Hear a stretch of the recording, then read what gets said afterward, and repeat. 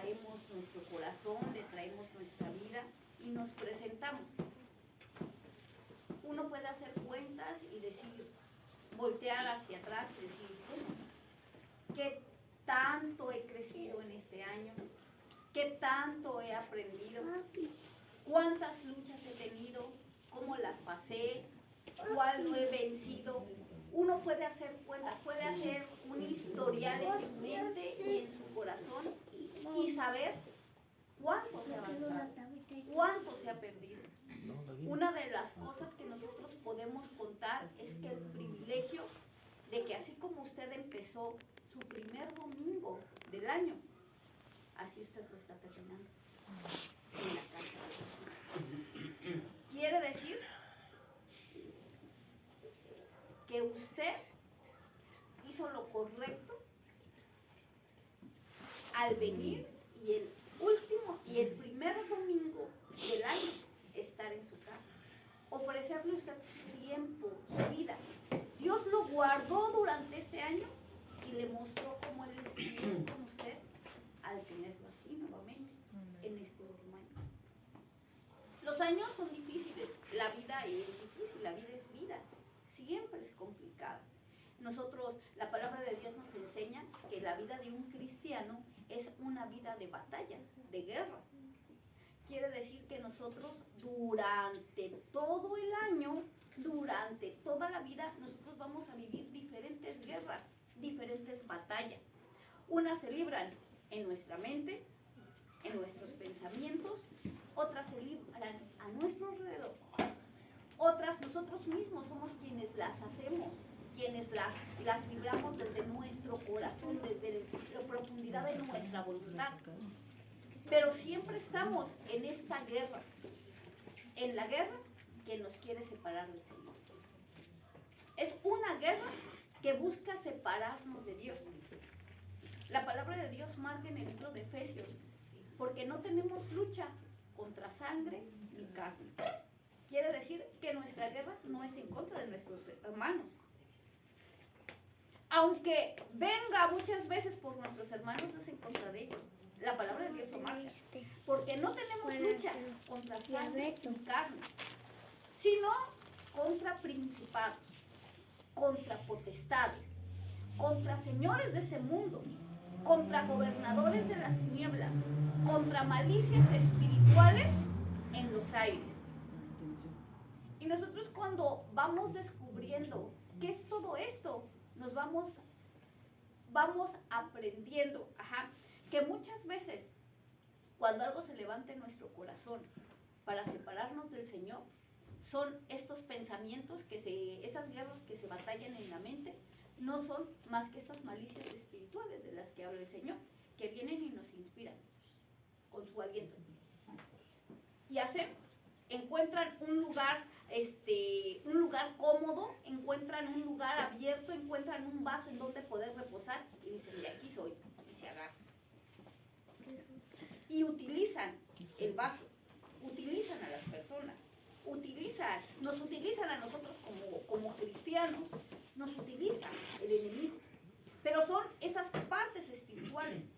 Cuando la palabra de Dios nos marca y nos dice, porque no tenemos nosotros lucha contra sangre y carne, sino contra huestes de maldad, contra malicias espirituales, Él marca que realmente el que está peleando siempre en contra de que usted siga en el camino de Dios es el enemigo.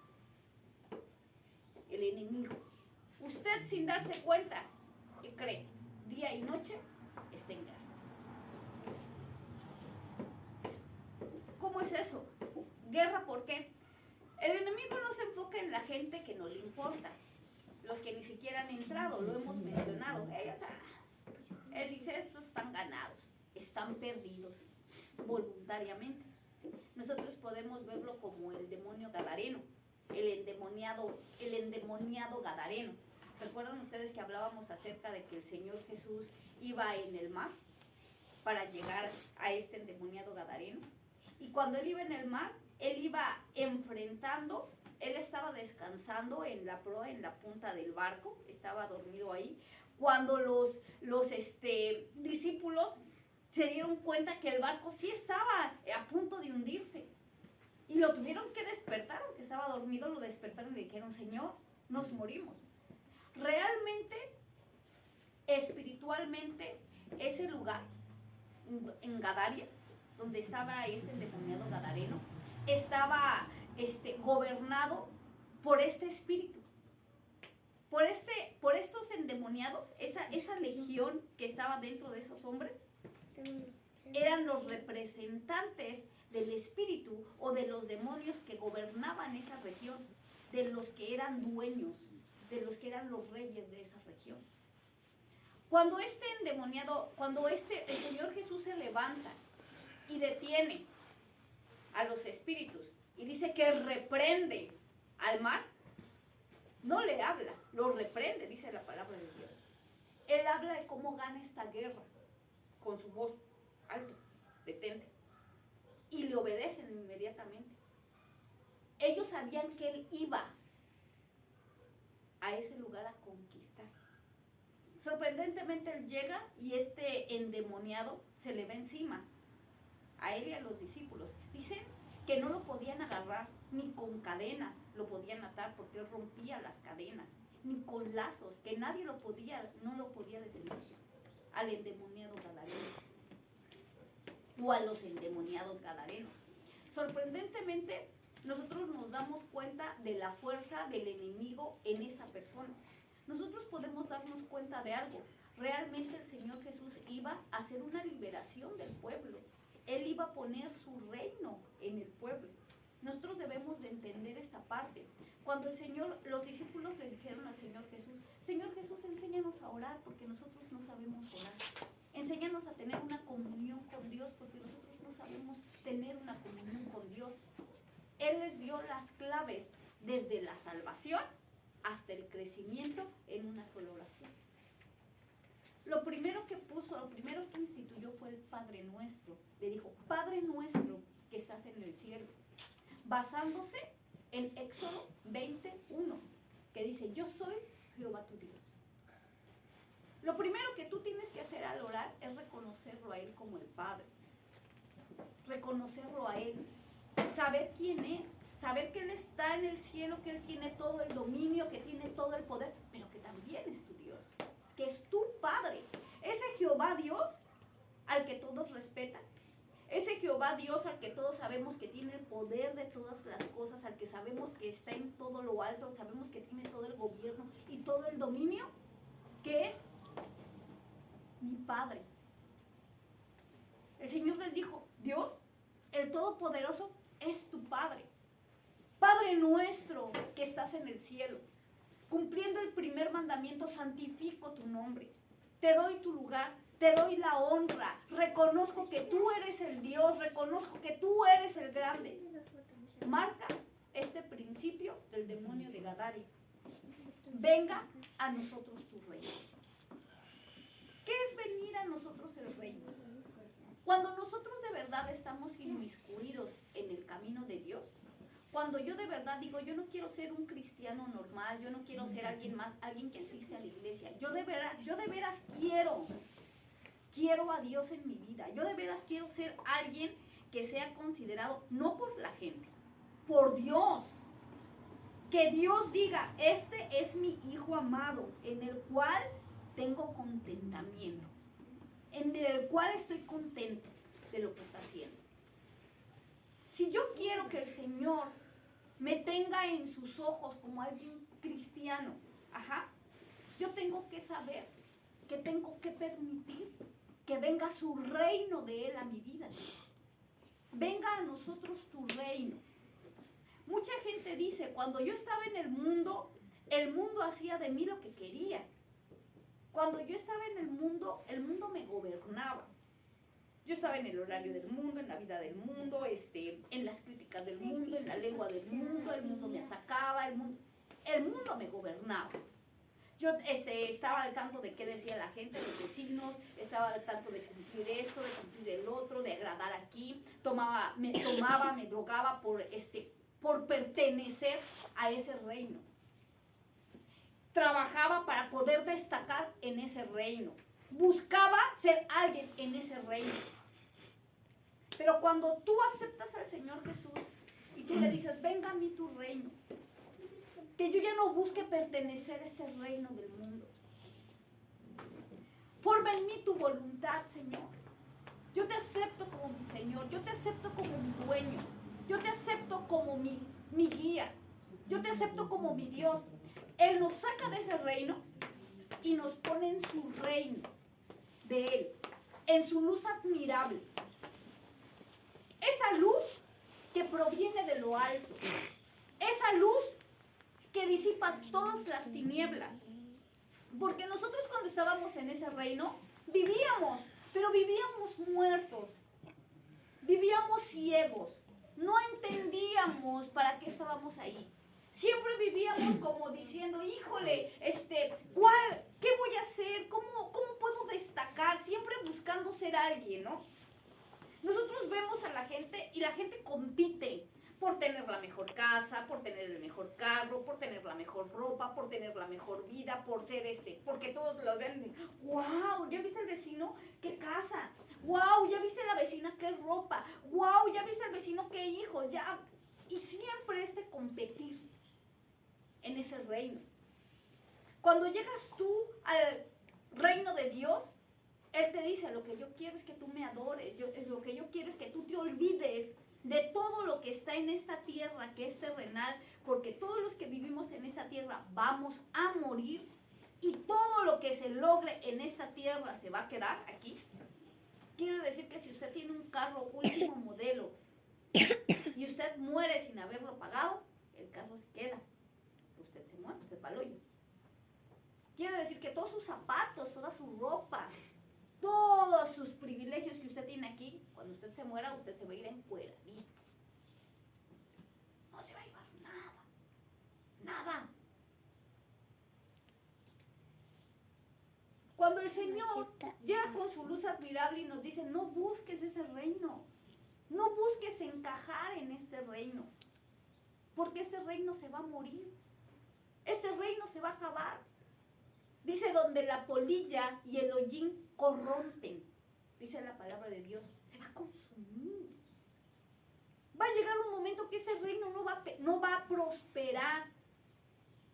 Hay un reino al que nosotros estamos invitados a llegar y tener, que es el reino celestial. Le llaman la eternidad verdadera. Cuando nosotros aceptamos el reino del Señor y decimos, yo quiero ser parte de tu reino, yo sí quiero esa parte que tú tienes, Él nos enseña cuál es el verdadero destacar.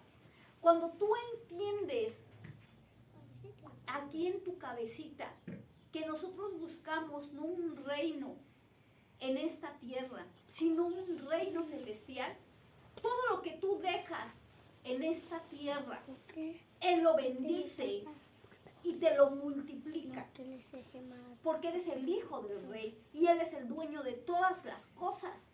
Eso es algo que tú debes de saber. Un hijo de Dios no es un mendigo, como muchos creen. Un hijo de Dios no solamente es rico físicamente, sino mentalmente, emocionalmente y socialmente. Tiene lo que la psicología le dice un equilibrio biopsicosocial, espiritual, emocional. ¿Qué quiere decir eso? Tú puedes ser rico. Fui a platicar, me tocó en este mes tratar con una persona muy rica, muy rica. Usted veía su casa, nada más al entrar decía, wow. Cuando vi su mesa, sorprendente. Y la señora se sienta en una silla de la mesa y se agacha. Entonces, ¿está bonita? Sí. Y enciende su arbolito con su pie así. Y se enciende. Así, no me tengo que agachar, solamente lo que hizo aquí se enciende todo. ¿Está bonita? Sí. Hago sí. Y se siente y dice, mi vida es una basura. No soy feliz.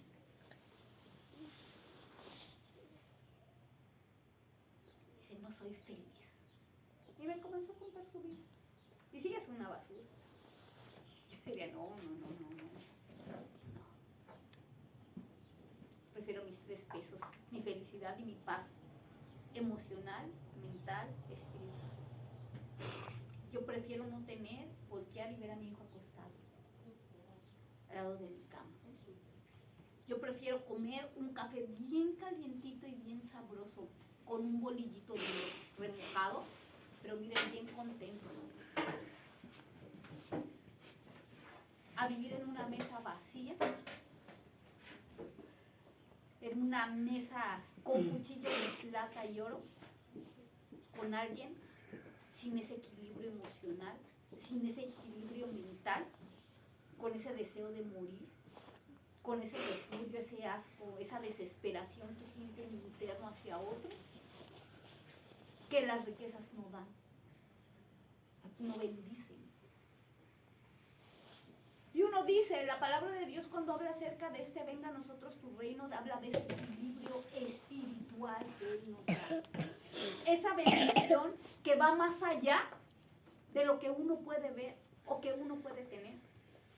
Uno trabaja y tiene. Es bien sorprendente ver que gente es humillada al ver que vacían sus cafés de el Oxxo en unos vasos de Starbucks que recogieron de la basura para tomarse una foto. No quería. O sea, café es café. A mí no me gusta el del Oxxo, pero me gusta más el Nescafé, pero uno dice, ¿por qué la apariencia de querer vivir en este reino que va a perecer?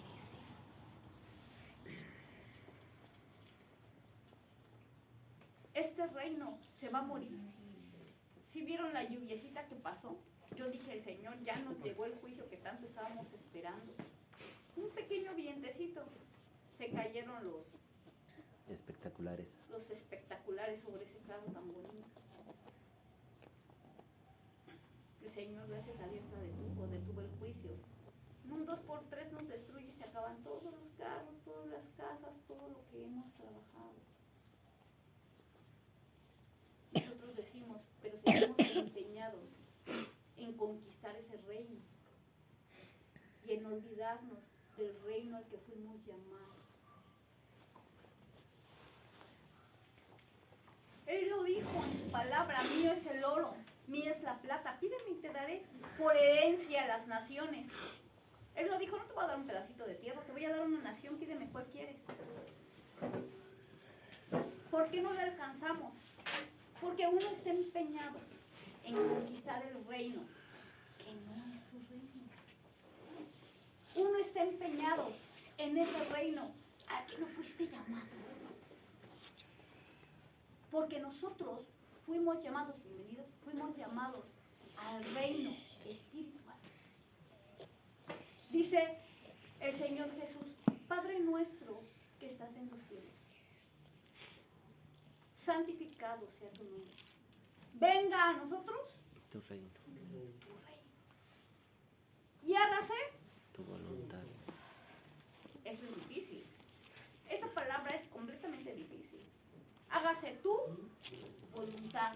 Porque ¿cuántas veces nosotros creemos que Dios necesita ayuda? Todo el tiempo.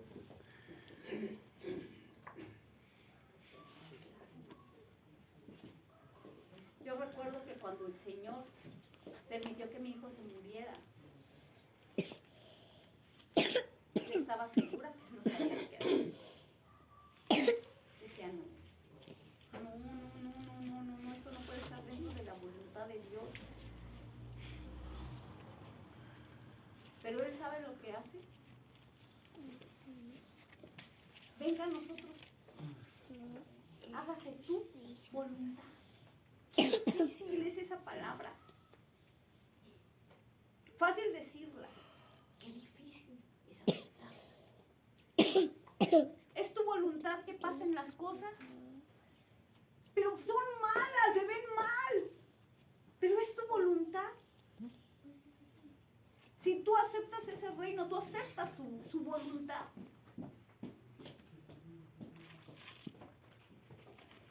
dice, bueno les al hombre llevar el yugo desde su juventud, dar la mejilla al que le hiere y guardar en silencio la salvación de Jehová.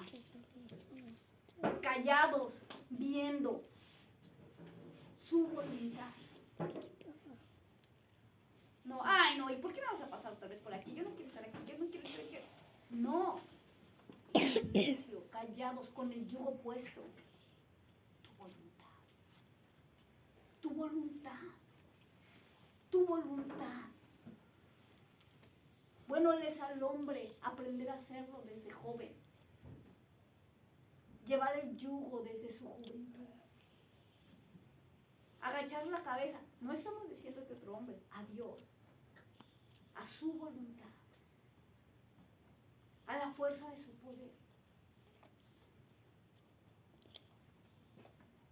Guardar en silencio su salvación. Y hablando de esta preciosa guerra que nosotros participamos durante este año que pasó, en los cuales nosotros estamos invitados a participar de su reino, a tener ese reino de Él en nosotros, ese gobierno, a confiar que ese mismo reino fue el que nos sacó del mundo para traernos a su luz admirable. Ese mismo reino fue el que nos llamó de las tinieblas para ser salvos y obtener la salvación. Y que ese reino quiere establecer su voluntad en nosotros. Y quiere que nosotros confiemos en su voluntad.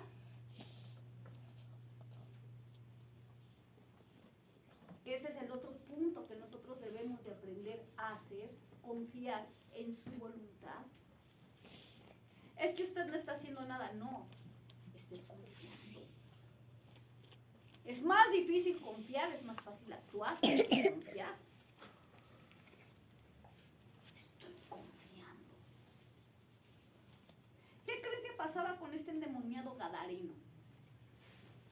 En Gadaria el espíritu había influenciado más que cualquier cosa. El espíritu, esa legión, o esos son muchos espíritus, esa legión que estaba con esos endemoniados gadarenos, eran quienes gobernaban Gadaria en ese tiempo. Gadaria estaba enfrente de Jerusalén, en donde se adoraba al Señor. Cuando llega el Señor Jesús y comienza a vencer desde el mar, desde el momento en el que iban en la barca, y Él reprende al espíritu y le dice, cálmate. Llega ahí frente al endemoniado, marca la palabra de Dios que estaba él, ¿en dónde? Entre los sepulcros. El endemoniado estaba cayéndose y tropezándose en los sepulcros. Nos habla de una muerte espiritual. Una muerte espiritual que este endemoniado tenía. Sorprendentemente era un hombre judío. ¿Pero qué creen? Era un hombre inconverso, judío, pero que no tenía al Señor. Y eso nos hace entender que muchos de nosotros estamos aquí, pero no tenemos al Señor. No nos interesa su reino, no nos interesa su voluntad. Nosotros estamos empeñados en otro reino, en conquistar otro reino, en tener otra voluntad, en hacer nuestra propia voluntad. Y no es malo que usted haga su propia voluntad, lo malo es que su corazón es perverso. Y su corazón lo va a llevar al desastre. Ese es el problema. Pero cuando usted insiste en hacerlo al Señor, dice, ok, ya está. Nos vemos al final del camino. Y es cuando nosotros llegamos bien heridos delante de Él. Destruidos, destrozados. Te había marcado mi voluntad desde el principio. Y el endemoniado gadareno era aquel endemoniado que estaba siendo influenciado por esta muerte, que estaba enfrentando a los discípulos en este mar de Galilea. Ese viento que se venía sobre de ellos para destruirles, ya hablamos del neuma, del aire, de los espíritus que venían para destruir a los judíos que iban en el barco a predicar la palabra de Dios, pero entre ellos el Señor. Ajá. Eran estos mismos demonios que traía ese endemoniado gadareno internamente. Cuando llega el Señor y los reprende, Él no dice le habló al mar, dice reprendió al mar. Detiene la situación solamente con su voz y con su autoridad. Sale de allí y se encuentra con el endemoniado gadareno. Y el endemoniado gadareno se le va encima al Señor y a los discípulos. Y a él le dice, ¿qué tienes contra mí, hijo de David? Yo recuerdo mucho un demonio que nos decía a nosotros cuando orábamos por la gente que estaba endemoniada. Nos decía, pues si yo no lo llamé, él me fue a buscar. Yo no lo fui a buscar. Él me fue a buscar. Y nos decía del muchacho, nos decía, yo no lo busco. Él fue, pregúntale a dónde se metió. Pregúntale qué hizo. Y muchas veces nosotros hacemos eso. Ellos eran judíos, eran parte del pueblo. Ellos no tenían que hacer lo que estaban haciendo. Estaban mal. Una de las cosas que ellos no podían hacer era comer carne de puerco. Y ellos, ¿qué creen que hacían? Vendían puercos. Tenían una manada de puercos, un hato de puercos ahí. Estaban mal espiritualmente. Estaban pecando. Estaban haciendo cosas incorrectas delante de Dios. Y por eso el Señor iba ahí, justamente ahí a ese pueblo, para liberarlos y para establecer su reino.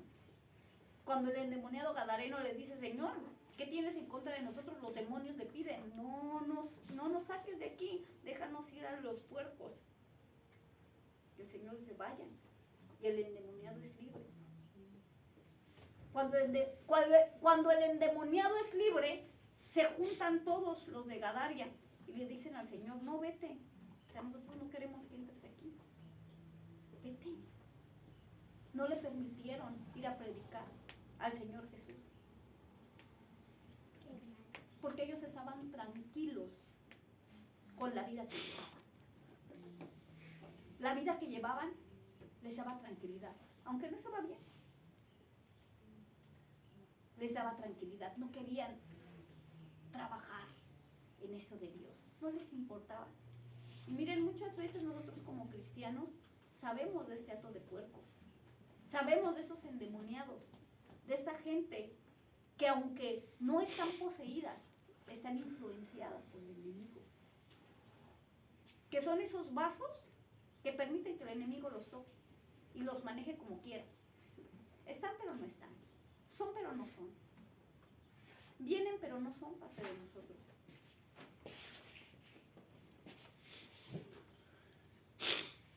El problema no es ellos. La palabra de Dios dice que nosotros no debemos ni de levantarnos en contra de la gente, porque no tenemos lucha contra sangre ni carne, sino contra principados, contra potestades, contra señores de este mundo, contra gobernadores de estas tinieblas, contra malicias espirituales en los aires.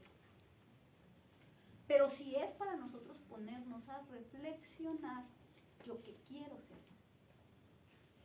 ¿Yo quién soy? O para preguntarnos, ¿seré yo el gadareno?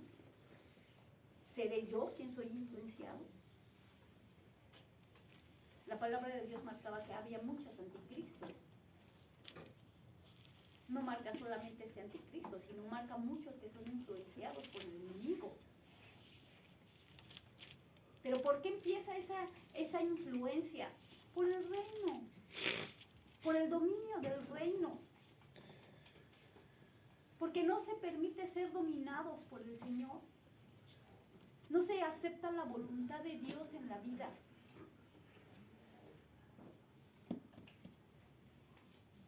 A mí me sorprende mucho que la gente se levante en contra del Señor y en contra de su voluntad. Me encanta saber que el Señor nunca ha perdido ninguna de sus batallas. Ninguna. Él es el varón de guerra, el Dios poderoso. Quiere decir que si algo se levanta en contra, les va a ser destruido. Es en vano. Va a a ser destruido, va a ser humillado, va a ser agachado. Eso me incluye mi corazón, lo que se levanta en mi vida en contra del Señor. Lo maravilloso es que es mi Señor. Lo maravilloso es que por eso estoy aquí. Por lo grande de su nombre, por la fuerza de su poder. Por eso. Sorprendentemente el endemoniado gadareno quería irse detrás del Señor Jesús. Él quería ir y seguirlo. El Señor le dijo, no, ve y predica, no me sigas, ve y sé testimonio de lo que yo hago, porque a ti sí te dejan pasar, porque tú sí eres parte de ese pueblo. Ve y muestra, sé testimonio por eso.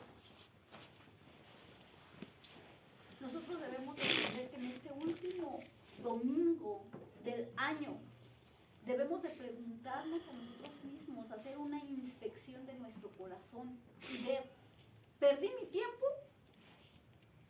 o realmente lo aproveché en la casa de Dios?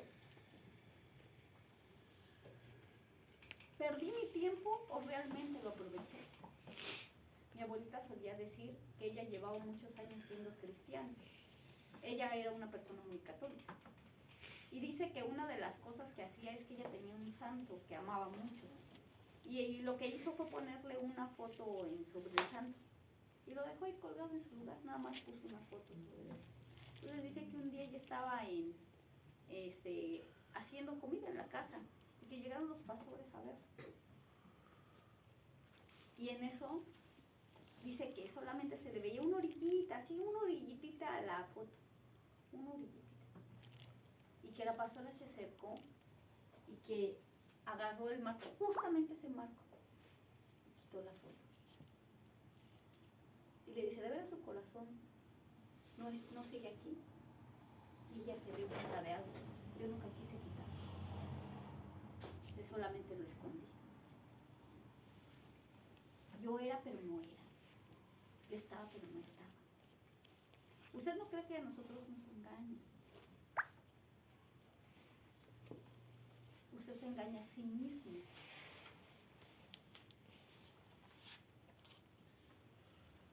Que no le importa engañarnos a nosotros, no somos nada. Preocúpese usted no intentar engañar al Señor. Porque todo lo que nosotros hacemos en oculto es descubierto. Usted dice, nadie se da cuenta, todos se dan cuenta. Nadie ve, todos lo ven. El único que no lo veo soy yo. Nadie sabe, ¿cómo no? Todos lo saben. Solo es la misericordia de Dios, permitiendo tiempo para nuestro cambio. Cambia. Acéptalo. Sigue adelante. Es una nueva oportunidad, un nuevo domingo de establecer tu reino. ¿Y qué creen? Se pasa el siguiente año. Y otra vez, en el siguiente año, usted está, ay no, sí me gustaría ser cristiano, pero es bien difícil. Y se pasa otro año, ay no, sí me gustaría ser un buen cristiano, pero no, es que es bien difícil. Y pasa el siguiente, no, sí me gustaría. Todo se engaña usted mismo. ¿Y qué cree? Perdió un año completito. Usted pudo haberse levantado bien tarde, no sé, a lo mejor irse a dar una vueltecita a un lugar, no sé, hacer otra cosa, pero perdió el año. Sentado, aburrido y dormido. Yo digo que un mejor lugar para dormir es la cama. El cuarto donde nadie me moleste. Y más si todos se ponen a la iglesia, mejor, ¿no? No hay silencio, nadie habla.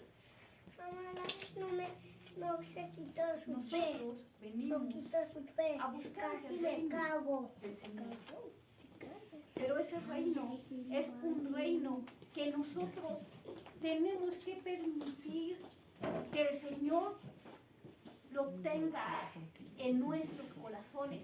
Y después que Él nos lo dé como herencia, su reino, y después de que Él le diga, ¿está la herencia de su reino? Ajá.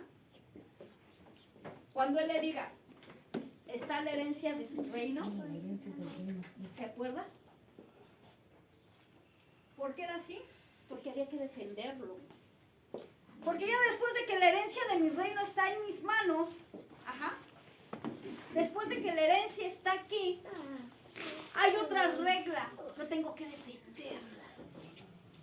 Esa ya sí es mi guerra, mi lucha, defender el reino de Dios en mi vida. Y déjenme decirles que hay de guerreros a guerreros. Hay unos guerreros bien chafas, que simplemente ni pelean. Son de los cobardes, de los que van y se esconden. Y hay guerreros que son valientes. Hablamos también de Sama. No vinieron ustedes. El martes predicamos acerca de Sama. Sama peleó en contra de un ejército, él solito. ¿Por qué creen? Por un campo de lentejas. Y dice, un pequeño campo de lentejas. Un campito, un espacio pequeño. ¿Por qué peleó en contra de un ejército? Todos los dejaron solos, todo el pueblo de Israel corrió y lo dejaron solo. Y él se plantó en el campo y dice, no lo van a agarrar. No lo van a agarrar porque es herencia de mi familia. Esto me lo dio Jehová. Y aquí nadie lo toca. Y peleó en contra del ejército y la palabra de Dios dice, y Dios le dio la victoria a él solo. Y lo marcó en 2 de Samuel. Sama peleó en contra del ejército de Jericó, los venció, solo, por un campo de lentejas. Y todos dicen, los teólogos dicen, es que no sabemos por qué si era un pedacito lo que él había peleado. Mató a tanta gente. No, él no peleó por ese pedacito, él peleó porque era su pedazo, porque era de él, porque Dios se lo había dado como herencia. Esto es mío. Y de aquí nadie pasa. Por eso peleó. A nosotros viene el enemigo y nos hace, ¡uy! Salimos destapados. Ay, no, ya no quiero porque me dieron peor. Ay, no, ya no quiero seguir porque me hicieron esto. Y yo, ¿qué pasó? Párate firme. Establece tus pies. Saca la espada mínimo. Preséntate fuerte ante el enemigo. Muéstrate con la autoridad del Señor. Mínimo. Intenta pelear la batalla. Y después tenemos, ¿cuántos valientes de David eran? 3.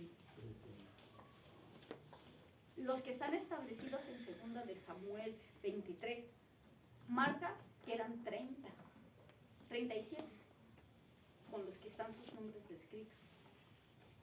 Los más valientes, los que destacaban. No eran muchos.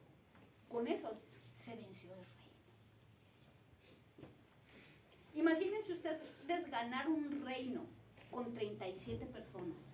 Un reino. Después los 300 querían seguir a los 37. Esos 300 dijeron, si estos pocos pudieron, nosotros vamos. Y de los 37 se destacaban 3. 4, pero 3 eran los especiales. Los principales.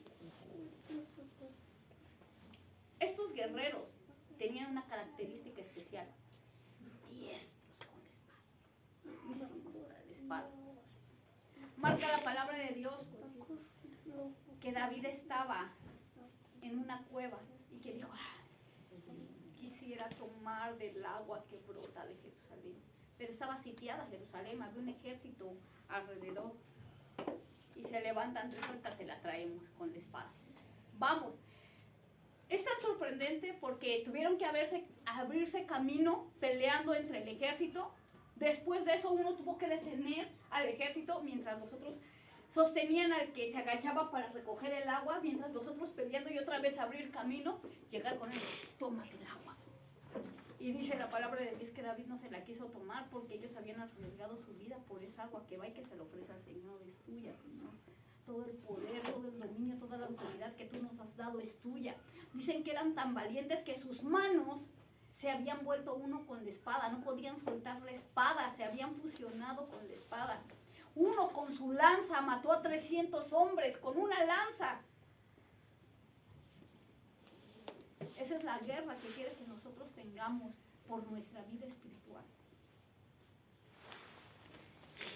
Que usted no se deje vencer por cualquier detallito. acuerdan que yo les decía?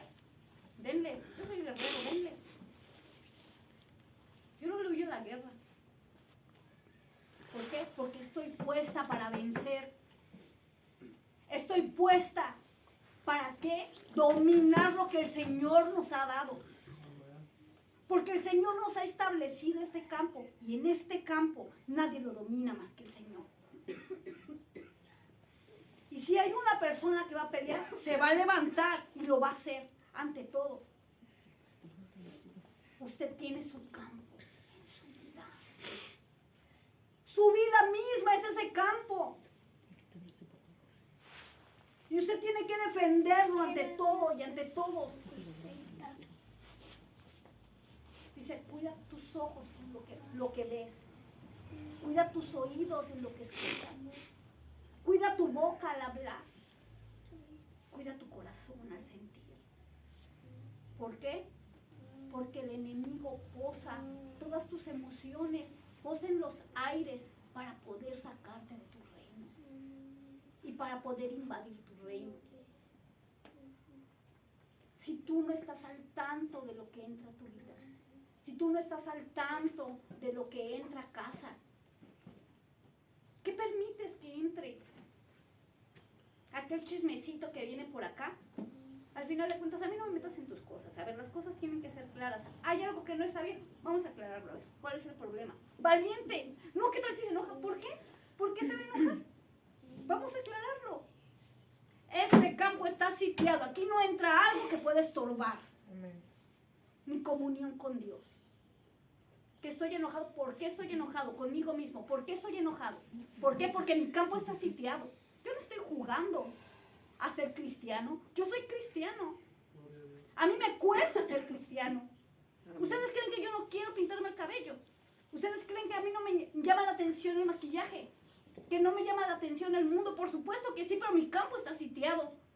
Yo tengo mi espada desenvainada, peleando siempre en contra de mi voluntad, de lo que yo quiero, porque yo tengo muy buenas ideas para darle al Señor, buenísimas, pero al Señor no le gustan, y me las calla, me sirven tus ideas, me las calla y tengo que callar y aceptar su voluntad, pero mi espada está desenvainada, yo peleo mi campo de lentejas. Ay, esa casita, ese poquito que usted tiene, eso poquito es mío. Eso poquito me ha costado y eso poquito va a llegar al cielo. Y yo voy a llegar al cielo con eso. Cuando lleguemos allá le voy a decir, Señor, aquí está el dracma que me diste. Toma, lo peleé. ¿Ves que vengo bien desgreñada? Lo peleé hasta el fin. En tu nombre y para ti. Porque soy un cristiano. Difícil, sí. Preocupante, por supuesto. Y el Señor nos invita a ser estos guerreros de su nombre. Para pelear con los hermanos, no. Tercera vez que lo repetimos, porque no tenemos lucha contra sangre ni carne, sino contra principados, contra potestades, contra señores de este mundo, contra gobernadores de las tinieblas, contra malicias espirituales en los aires. Por tanto, tomad toda la armadura de Dios para que podáis estar firmes en el día malo. Cubiertos vuestros lomos con el cinturón de la verdad, con la coraza de justicia, con el escudo de la fe, con la espada que es la palabra de Dios, con el casco de la salvación, con las sandalias de las buenas noticias de Dios. Armados estamos, flojos somos. ¿Por qué debería de entrar el enemigo siquiera a molestar un campo blindado? Ustedes sabían que la palabra de Dios tiene una regla: resistid al diablo y de vosotros huirá. No dice pelea con él, dice resístelo. Y va a correr. Porque no tiene autoridad en el reino del Señor. Porque él no puede venir y gobernar el reino del Señor, porque es el reino, es el mismo Señor, el dueño del reino. Él no tiene autoridad en el reino del Señor. Solamente tienes que resistirlo. Tú no lo puedes meter. Lo tienes que resistir y decir, aquí no, este no es tu lugar. ¿Qué viendo a ver. ¿Quién eres? Déjame en paz. No vas a venir a ensuciar lo que yo he pensado. Hay veces que el enemigo viene y ensucia nuestra cabezota. Me imaginé algo, no te andes imaginando cosas. Aléjate. Me decía una pastora que amaba mucho, está con el Señor, me decía, ay, una hermana está evangelizando a un hermano, y la hija, no sabes ni lo que hacen en su casa. Y yo volteo y le digo a su hija, de la pastora, le digo, ¿tú sabes lo que cuesta tener una mente limpia? ¿Tú sabes lo que cuesta pensar bien de la gente? Es bien difícil. Es bien difícil ver a alguien y pensar bien de ellos, aunque hagan cosas malas. Es bien difícil, es una batalla. Una batalla en la mente de no pensar mal de alguien. Porque nosotros estamos destinados siempre a ver los errores de la gente. Y nuestra mente está marcada en decir es así, es así, es así. Y es una guerra que se tiene que conquistar. Yo no tengo por qué estar viendo lo malo de la gente. Yo tengo que dedicarme a ver lo bueno de la gente. Yo le decía a la muchacha, ¿tú sabes lo difícil que es pensar bien de la gente? ¿Por qué le ensucias su mente? ¿Por qué la llenas con tus comentarios a tu mamá? Está en una guerra, ella para poder pensar bien de la hermana tuvo que vencer. Lo mismo es con nosotros. Nuestra guerra, nuestra batalla. Somos bendecidos, somos derrotados. ¿Cómo le fue a usted en este año? Usted viene con victoria, viene con la espada desenvainada, con la armadura toda torcida, con una flecha a lo mejor clavada por la espalda, pero aquí. O usted viene así, bien limpiecito, tranquilito, porque usted ni se inmutó en la batalla. Ay, si hubo guerra, quién sabe, yo creo que ni la vi. No, porque ni siquiera estás adentro. Abra usted su Biblia en 2 de Samuel 23. 2 de Samuel 23.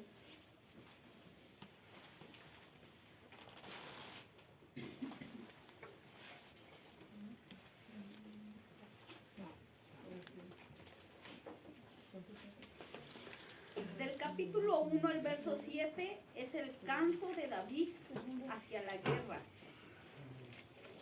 2 Samuel 23. Vamos a leer del verso 8 al verso 39. Porque cuando usted pelea la buena batalla, el Señor no se le olvida y queda registrada sus hazañas en el cielo. Dice, estos son los nombres de los valientes que tuvo David. José Basebet el Tacmonita, principal de los capitanes. Este era Adino, el etnita, que mató a 800 hombres en una ocasión.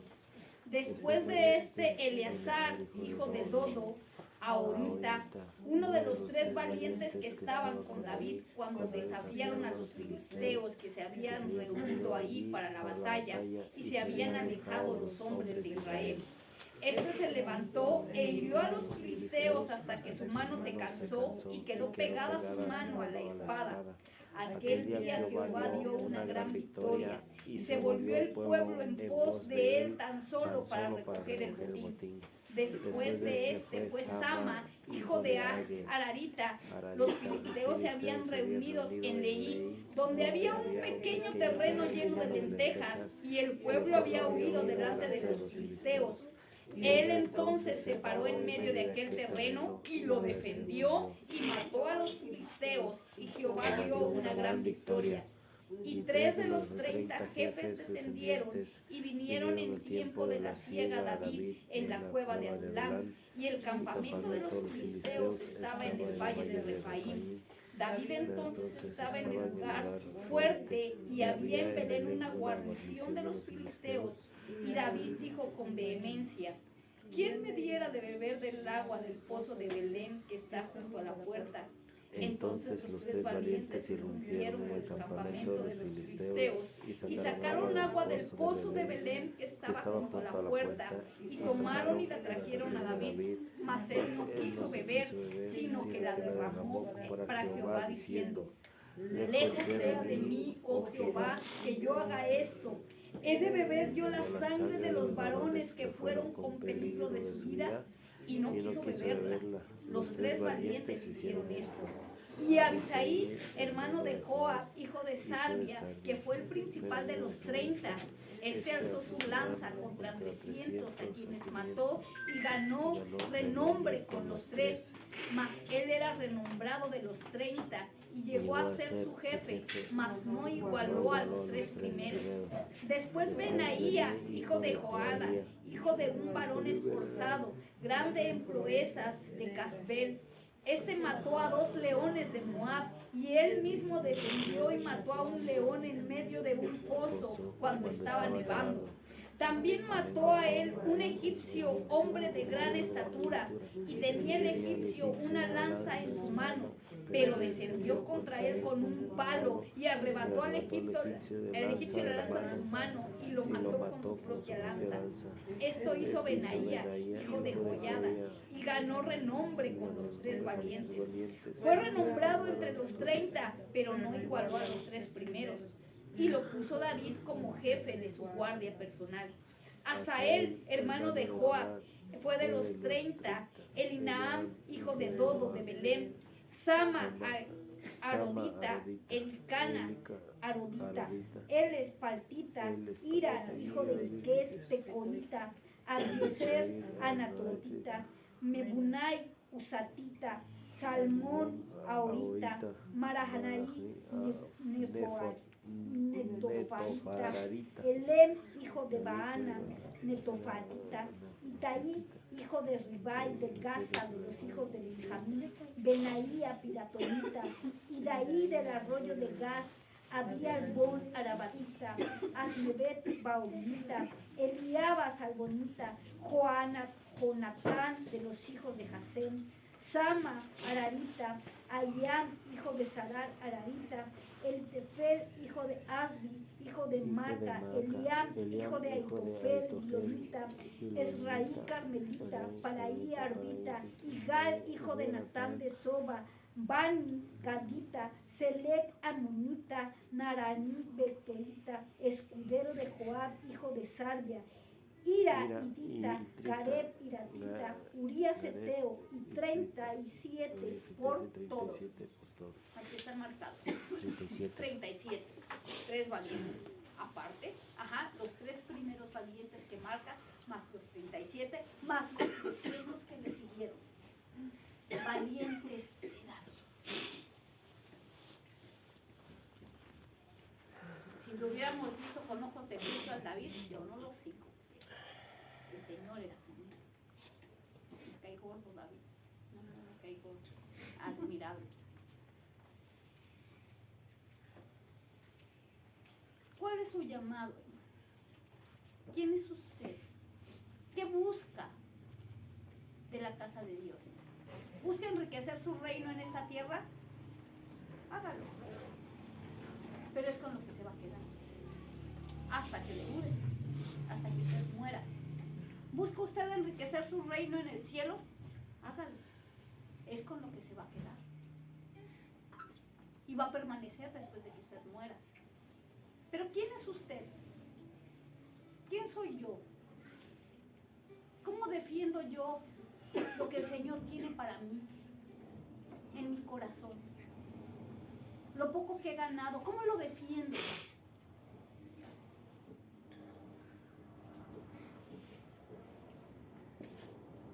¿A qué estoy llamado a ser los valientes de David o simplemente ser uno más?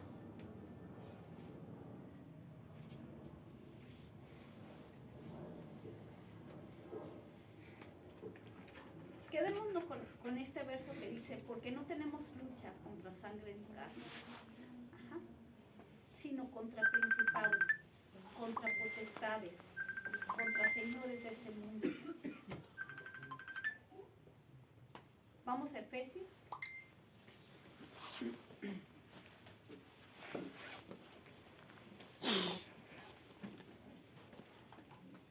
De hecho, en mi mente hay un estudio que se llama Los 300 de David. Y ahí nos hablaban una vez que los 300 de David que se unieron, que siguieron a David, ellos siguieron a David, al líder. Y David, que era conforme al corazón de Dios, les enseñó, porque llegaron como todos llegamos aquí, endeudados, destruidos, sin fe, sin esperanza, heridos, lastimados, y Él les enseñó a dónde ir, dónde estaba el sanador, dónde estaba el misericordioso, dónde estaba realmente, no, ahorita podemos decir dónde está la verdad, pero dónde estaba realmente la solución a lo que ellos hicieron. Y es ahí por lo que ellos se quedaron. Ellos no peleaban por un reino, porque a ellos no les importaba derrocar a Saúl. Ellos peleaban siguiendo a aquel que les había enseñado el lugar seguro, que era David.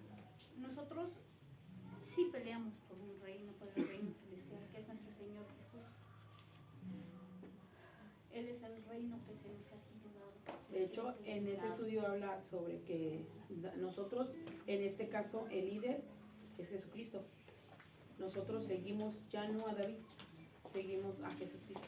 Él es nuestro líder, Él es nuestra guía, que nos invita a llegar a ese lugar donde encontramos sanidad, paz, todo lo que nos hace falta.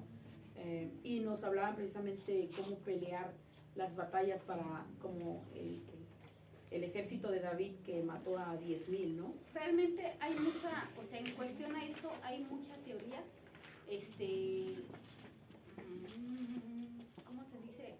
Muchas bases en donde se demuestra en teoría o se describe cómo se va avanzando en el reino, cómo se va adquiriendo. Desde los 7 gigantes, desde los 12 gigantes desde los gigantes que nosotros tenemos que ir conquistando, desde las paradas de la tierra prometida, desde todo lo que tiene la parte esta de conquista de la tierra de Canaán, todo es en teoría, pero nosotros tenemos que entender, para iniciar la base solamente, ¿dónde se ejercen las batallas? En nosotros, aquí en este momento. En la historia de la palabra de Dios, nosotros lo podemos conocer y tomarlo como ejemplo. Como lo que dice, ¿no? Nosotros no podemos ir a la revolución. Nosotros no podemos pasar a la historia de lo que ya pasó en el tiempo de atrás y decir, si lo hubiéramos hecho así, a lo mejor se hubiera ganado la tierra, sin menos muertes. Sino dice que nosotros tenemos que conocer la historia para no volver a repetir. Tenemos que tener conocimiento de la historia para no volver a repetir. Nosotros aquí en la tierra, nosotros tenemos que saber cómo bajar esa palabra para hacerla práctica, para poderla trabajar. ¿Cuál es tu campo de batalla? ¿Qué es lo que tú peleas principalmente? Yo puedo decir, yo peleo el reino del cielo, pero es difícil entenderlo. Yo peleo mis actitudes, yo peleo mis pensamientos, yo peleo mi corazón, yo peleo mi comunión con Dios. Ese es el reino del Señor, ese es el reino que el Señor me ha dado. Podríamos establecer las partes metódicas que marca la palabra de Dios y decirle, ¿sabe qué? Mire, en este libro le menciona esto, en este libro le menciona el otro, pero sería difícil aterrizarlo. Es más fácil aterrizarlo con estos cuentos, por así decirlo, para poder entender. Pero sí tiene su fundamento y sé de lo que me está hablando. Lo sé. Puedo explicarlo, pero no ¿cómo se llama? Pero nuestro reino tenemos que comprenderlo. Tenemos que comprender esta parte de esta manera simple para que nos haga así como el 20 de decir, ¿a poco aquí era él? ¿A poco así era? O sea, súper guau, ¿no? Tan complicado que se escuchaba y era así, guau. Entonces, en Efesios 6, del verso 6 al 12, por favor, dice en el verso 12, dice, porque no tenemos lucha contra sangre y carne, sino contra principados, contra potestades, contra los gobernadores de las tinieblas de este siglo, contra contra huestes espirituales de maldad en las regiones celestes. Por tanto, tomad toda la armadura de Dios para que podáis resistir en el día malo y habiendo acabado todo, estar firmes. Hasta ahí. Lo que les dije de memoria está escrito. No es algo que se haya inventado. Dice, porque no tenemos lucha contra nosotros mismos. La lucha es en contra de lo que estorba en el reino. Vamos a pelear por el reino de nuestro corazón, de nuestra mente. Cierre usted tus ojos. Piense qué es lo que ha ganado. Piense qué es lo que hemos ganado en este tiempo. Señor, nosotros queremos poner nuestra vida delante de ti, Señor. Porque nosotros, Dios, somos tan pobres delante de tu presencia. Ayúdanos, Señor, a que nuestra mente de verdad sea una mente que te agrade, una mente limpia, Señor, que pueda ser presentada como tu palabra dice,